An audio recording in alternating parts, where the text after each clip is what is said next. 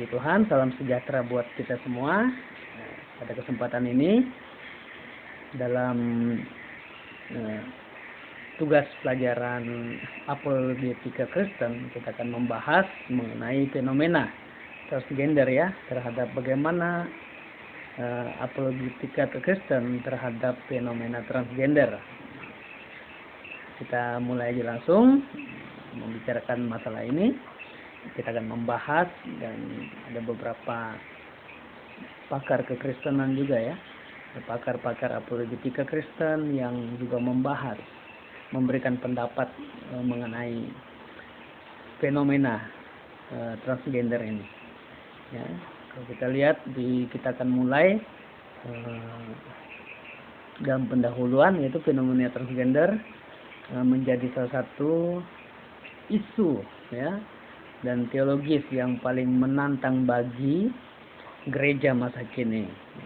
Dalam konteks budaya modern, ya, identitas gender sering dianggap sebagai sesuatu yang dapat dipilih, ya, terlepas dari kondisi biologi seseorang. Perubahan paradigma ini berhadapan langsung dengan pandangan tradisional Kristen yang berakar pada Alkitab ya. Tentunya dari dulu kita memang kehidupan kekristenan ya, secara tradisional mulai dari zaman dulu kita akan mengikuti ya, pondasi kita adalah firman Tuhan, adalah Alkitab. Jika sudah itu bertentangan ya, itu bertentangan dengan firman Tuhan, sesuatu yang terjadi, maka kita akan kembali melihat firman Tuhan. Kita akan mengetahui apakah itu kebenaran, apakah itu suatu kesalahan yang perlu dirubah dalam kehidupan. Ya, sebagai respon, ya, apologetika Kristen berfungsi untuk membela iman, ya, membela iman kekristenan kita, untuk menjaga, ya, membela dari segala macam sesuatu yang terjadi, ya, khususnya yang kita bahas sekarang adalah transgender ya, transgender. Dan kita sebagai apologetika Kristen, kita harus bisa untuk membela ya, menjelaskan sesuatu yang salah yang sudah bertentangan dengan firman Tuhan ya. Kita akan kembalikan agar bisa kembali ya, sesuai dengan firman Tuhan. Jika sesuatu yang salah ya, kita anggap salah ya, harus diperbaiki ya, karena kita berpusat pada firman Tuhan. Dan juga kita akan dalam berapologetika, kita juga memberikan jawaban yang penuh kasih terhadap pertanyaan dan ya, pertanyaan-pertanyaan yang muncul dari dunia modern.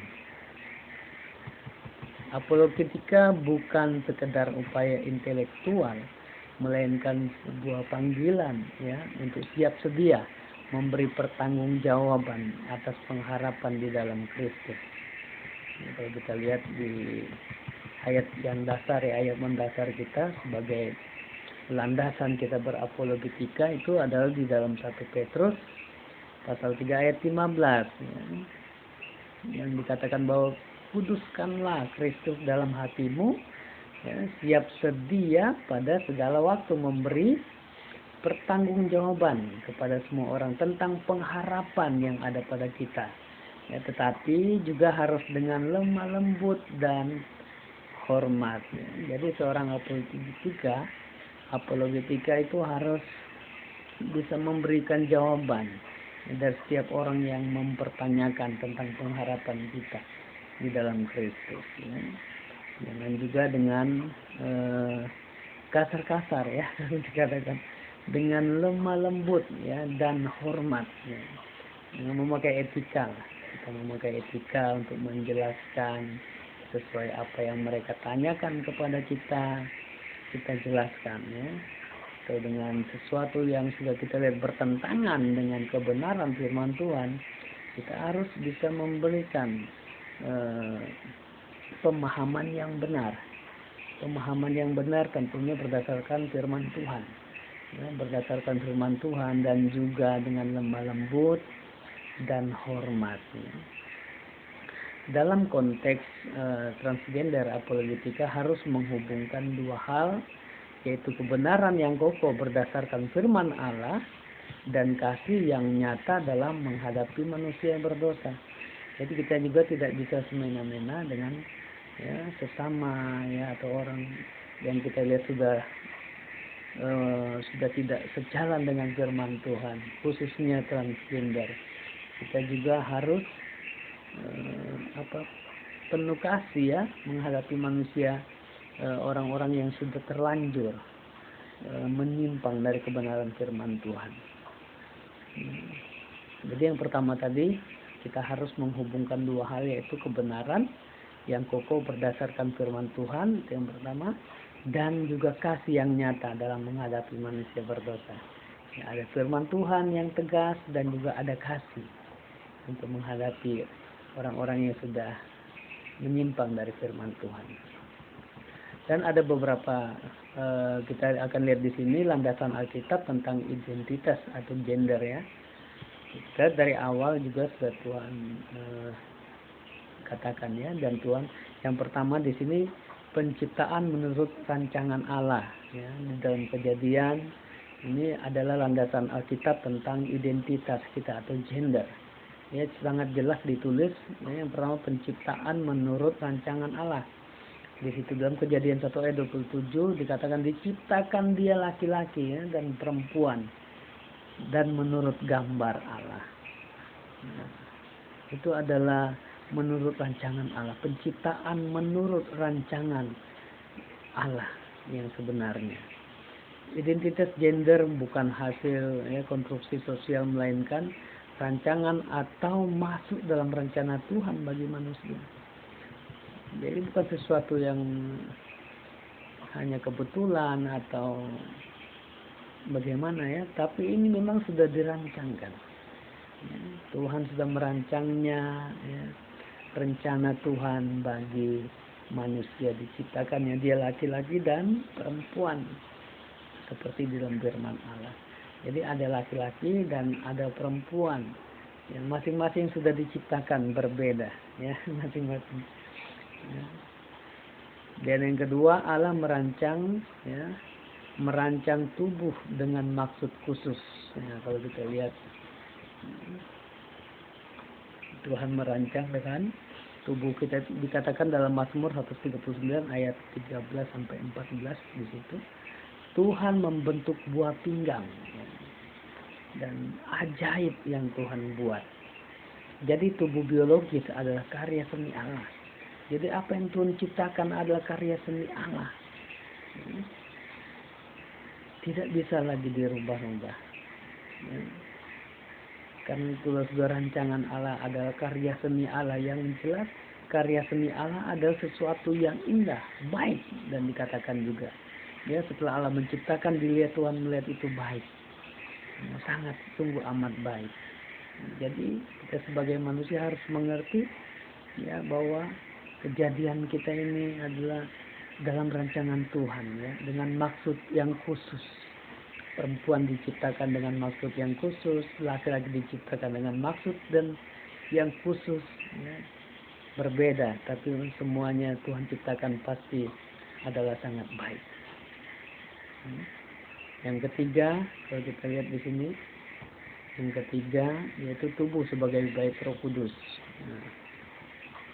Tubuh sebagai bait Roh Kudus dalam 1 Korintus 6 ayat 9 sampai 20 kalau kita baca semua. Katakan tahukah kamu kalau tubuh adalah bait Roh Kudus. Jadi tubuh kita ini adalah bait Roh Kudus. Jadi harus dimuliakan dan tidak boleh diperlakukan dengan semena-mena. Mengganti bagian-bagian tubuh kita. Karena Tuhan sudah menciptakan kita dan Roh Kudus ada di dalam kita. Dan jangan melakukan tubuh kita dengan semenang-wenang kita, semau-maunya gitu. Dan yang keempat, pemberontakan terhadap rancangan Allah. Dalam Roma 1 ayat 24 sampai 27 ada pemberontakan terhadap rancangan Allah di situ. ya. Ada kalau kita baca selengkapnya adalah persetubuhan yang tak wajar lagi. Laki-laki dengan laki-laki, padahal sudah Tuhan ciptakan laki-laki dan perempuan berpasangan. Nah, tetapi ada kejadian-kejadian yang sudah bertentangan, yang lari dari firman Tuhan. Itu pemberontakan terhadap rancangan Allah. Menolak rancangan Allah menimbulkan pemutarbalikan identitas. Dan kita masuk pada perspektif teologi dan apologetika. Yang pertama, teologi penciptaan dan martabat manusia. Identitas gender bagian dari gambar Allah. Ya, ditulis oleh Piper juga ya dalam tahun 2007 dalam bukunya 2017. Dia katakan seperti itu, martabat teologi penciptaan dan martabat manusia, identitas gender bagian dari gambar Allah. Ya, sudah kita baca di ayat-ayat yang sebelumnya kita baca di atas, memang adalah firman Tuhan sudah mengatakan bahwa itu adalah identitas bagian dari gambar Allah, yaitu manusia. Diciptakannya menurut gambarnya. Yang kedua, dosa dan distorsi identitas. Fenomena transgender adalah bentuk distorsi akibat dosa, ya, pemutarbalikan. Ya, jadi transgender itu adalah bentuk, ya, distorsi akibat dosa manusia. Manusia yang berdosa sehingga mereka memutarbalikan apa yang sudah diciptakan Tuhan, apa yang sudah Tuhan tentukan. Jadi diubah-ubah lagi oleh manusia. Jadi itulah akibatnya, dan adalah bentuk distorsi akibat dosa, fenomena transgender ini. Nah, terus yang ketiga, identitas sejati dalam Kristus, ya. Kita punya identitas sejati dalam Kristus dalam 2 Korintus 5 ayat 17. Siapa yang ada di dalam Kristus adalah ciptaan baru. Ini identitas kita. Ya, ketika kita berada di dalam Kristus, ya, kita adalah ciptaan baru. Ciptaan baru, ya, sesuatu yang diubahkan dalam kehidupan kita menjadi baru. Menunjukkan identitas baru dalam Kristus. Gelser juga yang menuliskan pada tahun 2002 dalam tulisannya 2002, ya. Dan yang keempat, fungsi apologetika membela kebenaran Alkitab sekaligus menunjukkan kasih Kristus. Jadi fungsi kita untuk berapologetika adalah membela kebenaran Alkitab sekaligus menunjukkan kasih Kristus. Bukan hanya sekedar membela pang, tapi juga menunjukkan kasih di dalamnya dengan teratur, ya. Sekarang kita akan melihat tinjauan dari literatur Kristen.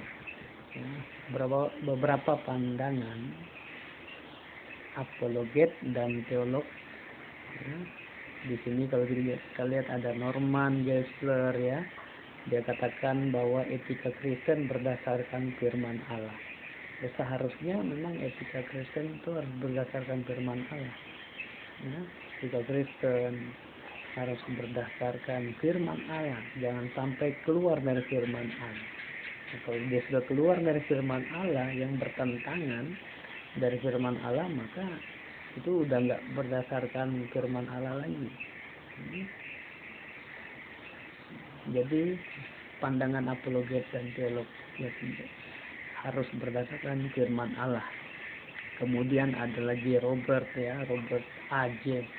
Gagnon, dia mengatakan juga kalau Alkitab secara konsisten menolak penyimpangan gender, ya. Banyak sudah ayat-ayat yang kita baca yang memang pada dasarnya Allah sudah menciptakan baik laki-laki dan perempuan, ya. Tidak perempuan menjadi laki-laki dan laki-laki menjadi perempuan, tetapi sudah ada khusus, ya. Dan Alkitab sangat menolak itu. Juga John Piper, kalau kita lihat, ya, John Piper juga, ya, dia menuliskan pentingnya kembali ke teologi penciptaan, ya. kembali lagi ke teologi penciptaan seperti dalam Kejadian tadi, bagaimana Tuhan menciptakan, ya, bagaimana Tuhan menciptakan manusia dari awal ya dengan pribadi yang berbeda, dua pribadi yang berbeda, tidak tiga ya, ada dua ya, pribadi yang berbeda, ada sudah laki-laki ya laki-laki, perempuan ya sudah perempuan, tidak dirubah-rubah lagi. Kembali ke teologi penciptaan. Juga Christopher Yuan juga menuliskan di situ identitas sejati hanya ditemukan di dalam Kristus. Identitas sejati kita ditemukan di dalam Kristus ya. Dalam Kristus Tuhan sudah menjelaskan siapa kita, Tuhan sudah menjelaskan menciptakan siapa kita, menciptakan laki-laki kita atau perempuan kita. Ya, itu ada identitas sejati kita. Identitas sejati kita. Dan berikut kita akan melihat ini lagi. Tanggapan terhadap argumen pro transgender. Jadi orang-orang yang melegalkan ya, transgender ini mempunyai argumen yang beberapa argumen yang lumayan banyak ya, alasan mereka untuk bebas, untuk merasa tidak bersalah melakukan transgender ya. Ada beberapa yang akan kita lihat di sini, tanggapan terhadap argumen pro transgender ya, dan mereka berargumen dan kita harus punya tanggapan ya. Yang jelas yang pastinya tanggapan kita itu juga jangan keluar dari firman Allah, harus berdasarkan Alkitab juga. Nah, untuk berapologetika ya terhadap argumen-argumen ini, kita juga perlu firman Tuhan, harus berdasarkan firman Tuhan. Nah, kalau kita lihat di sini yang pertama di sini argumen kasih ya, mereka argumen kasih. Kasih sejati bukan berarti kompromi dengan dosa. Argumen kasih ini, tetapi firman Tuhan bilang mengasihi itu bukan berarti kompromi dengan dosa. Ya, seperti Yesus dalam Yohanes 8 ayat 11 itu, Yesus tidak menghukum orang yang kedapatan berzina ya, perempuan yang kedapatan berzina, tapi Tuhan Yesus katakan jangan berbuat dosa lagi, jangan berbuat dosa lagi. Jadi mengasihi itu bukan berarti kompromi dengan dosa, bukan berarti kompromi dengan dosa, tetapi harus berhenti, jangan melakukannya lagi ketika kita sudah menyadarinya. Yang kedua, argumen kebebasan ya, argumen kebebasan. Itu kebebasan mereka untuk melakukan hal itu ya. Tapi di sini kita akan menjawab dengan firman Tuhan, kebebasan sejati adalah bebas dari dosa, bukan bebas untuk melakukan hal-hal yang tidak menyenangkan Tuhan, yang hal-hal yang menurut kemauan kita. Tetapi kebebasan yang sejati adalah bebas dari dosa. Di dalam Yohanes pasal 8 ayat 32 itu ya, kalau kita mengetahui kebenaran itulah yang memerdekakan kita. Jika kita hidup dalam kebenaran, berarti kita sudah bebas daripada dosa, hidup dalam dosa. Dan itu yang memerdekakan kita, yang membebaskan kita. Bukan lagi kebebasan kita untuk hidup sembarangan, tetapi kebebasan yang sejati adalah bebas dari dosa, bebas dari dosa dan hidup dalam kebenaran, dan itu akan memerdekakan kita, membebaskan kita. Yang ketiga, argumen martabat manusia ya, martabat manusia dia katakan untuk membela perilakunya, dia bilang itu adalah martabat manusia. Tapi dikatakan oleh Ganon juga mengatakan bahwa martabat sejati berdasarkan gambar Allah, gambar Allah. Apa yang maksudnya adalah bagaimana Tuhan menciptakan pada awal mula penciptaannya. Tuhan sudah menciptakan laki-laki dan Tuhan sudah menciptakan perempuan, itu adalah gambar Tuhan. Nah, kita sampai pada beberapa hal yang sudah kita lihat di sini ya. Beberapa hal yang bisa kita gunakan dalam berapologetika Kristen mengenai fenomena transgender ini ya. Jadi semuanya ada mempunyai jawaban berdasarkan Alkitab, dan Alkitab sumber kebenaran yang akan membebaskan orang-orang yang kita kasihi dari penyimpangan atau kesalahan yang sudah mereka perbuat ya.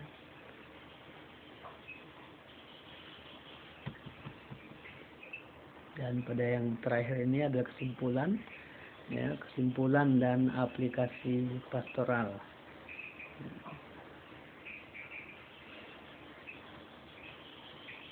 Fenomena transgender ya adalah tantangan serius ya, ini sangat serius bagi gereja ya, sangat serius bagi gereja. Dan Alkitab mengajarkan bahwa Allah menciptakan manusia sebagai laki-laki.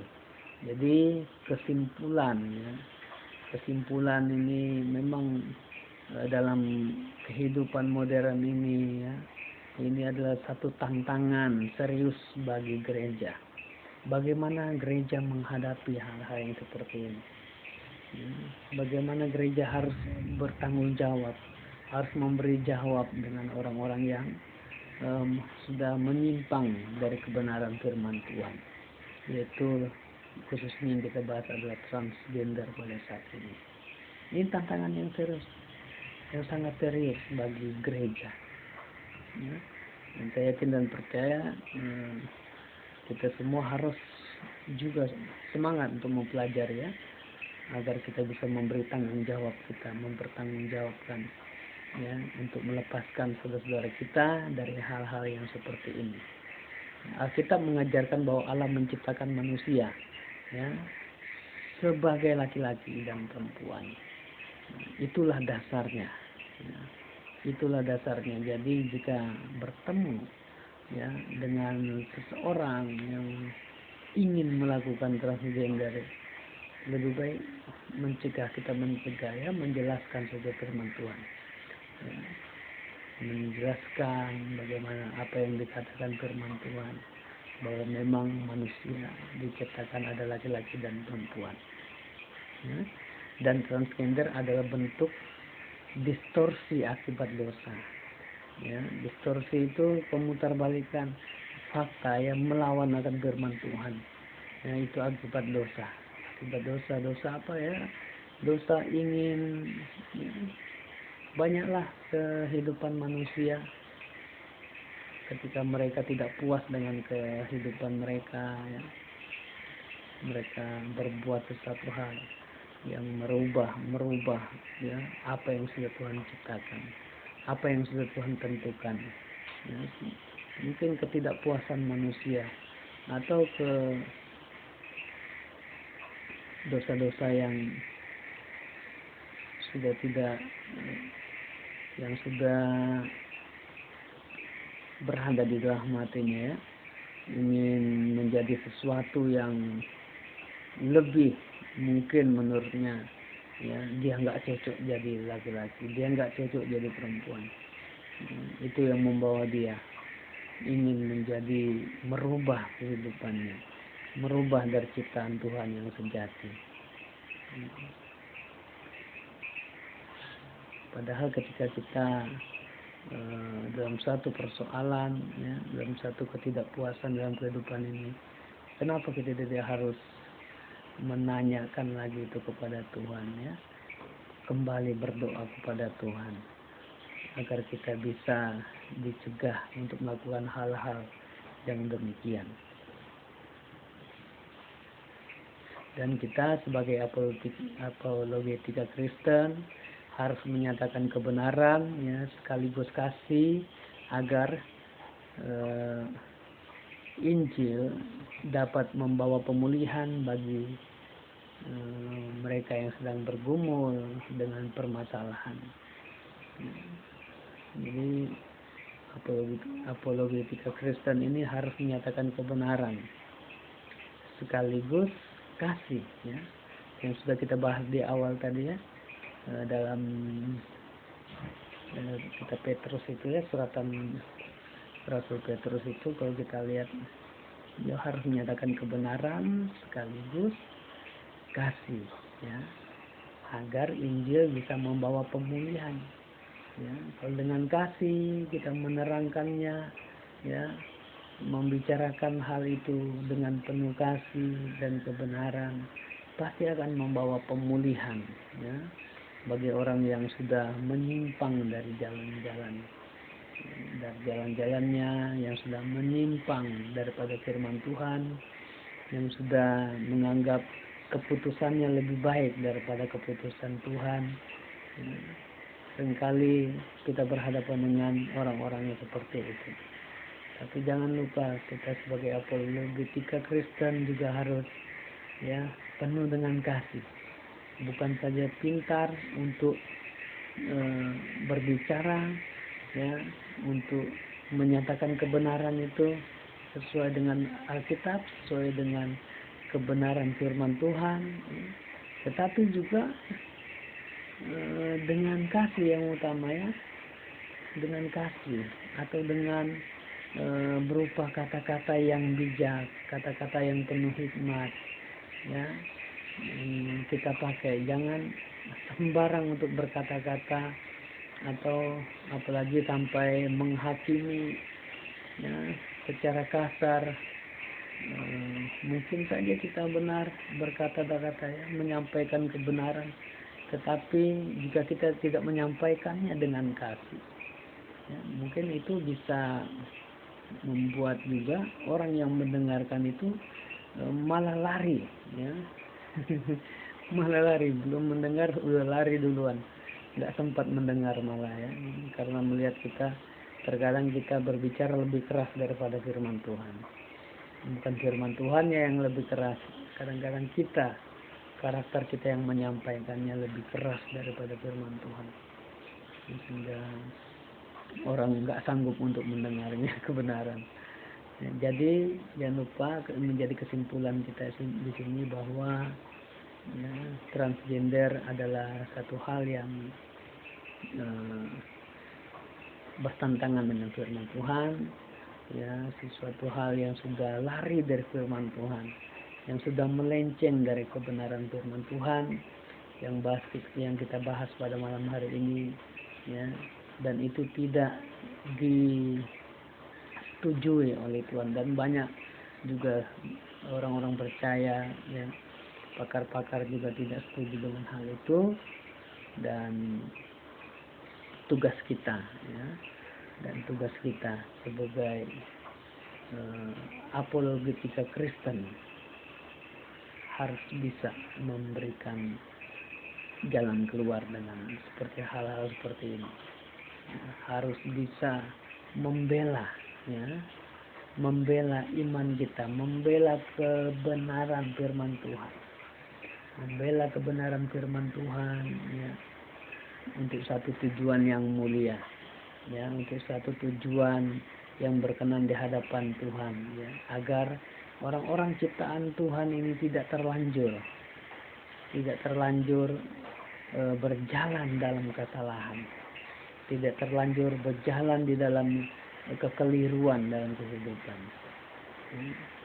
Jadi transgender itu tidak berkenan di hadapan Tuhan dan sudah melenceng daripada firman Tuhan, dan itulah makanya kita sebagai apologetika Kristen harus bisa mempertanggungjawabkan itu, harus bisa membela iman kita dari orang-orang yang memiliki pemahaman bahwa transgender adalah satu hal yang wajar, adalah satu kebebasan manusia, hak asasi manusia.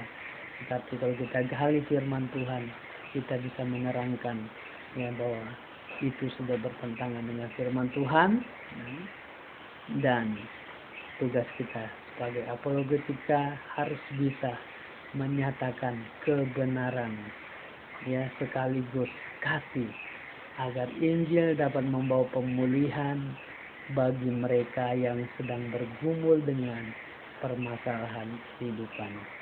Oke, sampai di sini pembahasan kita, dan kiranya melalui ini kita diberi pengertian lagi, ya, bagaimana menghadapi tanggapan kita terhadap transgender. Itu adalah satu hal yang salah dan perlu firman Tuhan. Kita sebagai orang percaya harus bisa bertanggung jawab agar tidak banyak orang-orang yang terlanjur menuju hal-hal yang salah. Oke, sampai di sini saja. Tuhan Yesus memberkati.